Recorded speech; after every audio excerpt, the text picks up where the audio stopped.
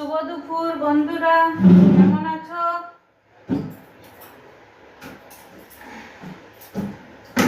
তোমাদের সঙ্গে গল্প করতে আবার চলে এলাম। বলো, তোমরা কি করছো? আমি আজকে স্বর্গে উঠেছি।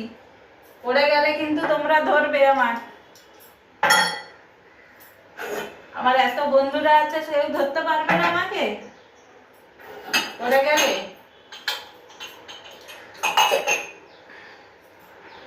ধরো কিন্তু, নাহলে হাত পা ভাঙবো।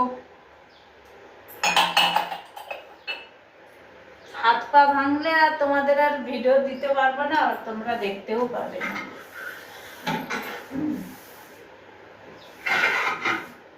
হ্যালো, কে কি করছো?